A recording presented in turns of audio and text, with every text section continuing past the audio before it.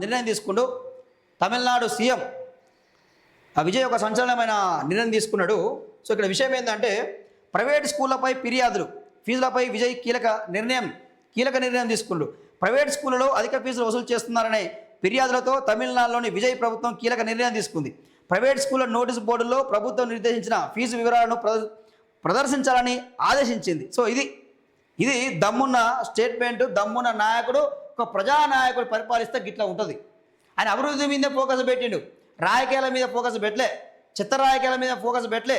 సంచలనమైన నిర్ణయాలు తీసుకుంటా ఉన్నాడు. ఇప్పటికే స్కూళ్ళ వద్ద, గుళ్ళ వద్ద, మందిరాల వద్ద కూడా ఎలాంటి వైన్ షాపులు ఉండొద్దు అని చెప్పి తీసేయించిండు. సో ఈరోజు సంచలనమైన నిర్ణయం తీసుకుంటూ ప్రైవేట్ స్కూళ్ళలో ఫీజు నియంత్రణ కోసం ఆయన ఒక సంచలనమైన నిర్ణయం తీసుకున్నాడు. ప్రైవేట్ స్కూల్ మొత్తం ప్రభుత్వం ఏ ఫీజు అయితే నిర్దేశించిందో ఆ ఫీజులు మాత్రమే నోటీస్ బోర్డు మీద పెట్టాలని చెప్పి ఒక సంచలనమైన నిర్ణయం తీసుకుని ఒక్క రూపాయి వసూలు చేసినా కానీ, ఒక్క రూపాయి ఎక్కువ వసూలు చేసినా కానీ ఆ స్కూల్ పర్మిషన్ రద్దు చేస్తా అని చెప్పి ప్రకటించిన మనగాడు. సో మరి ఇక్కడ ఏం చేస్తున్నట్టుగా రేవంత్ రెడ్డి పనికి మాలిన మాటలు చెప్తుండు, చెత్త మాటలు చెప్తుండు. న్యూ ఎడ్యుకేషన్ పాలసీ తీసుకొస్తా, ఫీజు నియంత్రణ చట్టాన్ని అమల్లోకి తీసుకొస్తా, అరే పేదవాళ్ళకు కూడా కార్పొరేట్ స్థాయిలో విద్యను అందిస్తా అని చెప్పి పనికి మాలిన చెత్త మాటలు చెప్పడం తప్ప రేవంత్ రెడ్డి ఇంతవరకు ఎడ్యుకేషన్ సంబంధించి ఏ నిర్ణయం తీసుకోలేదు, ఎలాంటి మార్పులు చేయలేదు. మన విద్యాశాఖ ఆయన దగ్గరనే పెట్టుకున్నాడు. ఇంకా ఏదో పొడి చేస్తాడు, ఏదో మారుస్తాడు, ఏదో వీక్తాడు అని అందరూ అనుకున్నారు. కానీ చేసింది గుండు సున్నా. ఫీజు రియంబర్స్మెంట్కి సంబంధించి ఎగ్గొట్టే ప్రయత్నంలో జీవో నెంబర్ 7 తీసుకొచ్చిండు.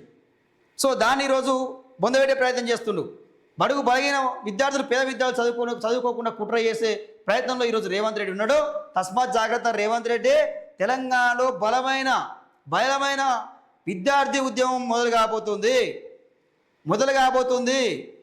ఇలానే నువ్వు విద్యార్థి వ్యతిరేక చర్యలు పాల్పడితే నీ సంగతి ఏందో చూస్తారు. ఇక ఎలక్షన్లో ఓటర్ రూపంలో నీ సంగతి ఏందో, నీ కథ ఏందో చూస్తారు. ఇక ఎక్కడైనా అధికంగా తీసుకుంటే చర్యలు తీసుకుంటామని, గుర్తింపు రద్దు చేస్తామని, ఇక్కడ చూసిరా, గుర్తింపు రద్దు చేస్తామని అధికారులు హెచ్చరించారు. స్కూల్ వెబ్సైటు, అడ్మిషన్ ఫామ్స్లో కూడా ఫీజు వివరాలు ఉండాలని స్పష్టం చేసిరాట. సో ఇది ప్రతిదీ కూడా లెక్కలు ఉండాలని చెప్పి చెప్తా ఉన్నాడు. రిసిప్ట్లో కానీ, స్కూల్ అడ్మిషన్లో కానీ ప్రభుత్వం ఎంత అయితే ఫీజు ఉంచిందో అంతే ఫీజు తీసుకోవాలా. అది ఇలా నిర్ణయం రేవంత్ రెడ్డి తీసుకునే దమ్ము రేవంత్ రెడ్డికి ఉన్నదా?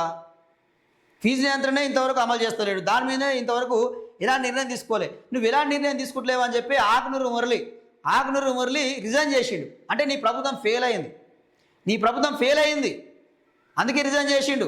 ఇప్పటికైనా ఆలోచన చేసుకోవాలి రేవంత్ రెడ్డి.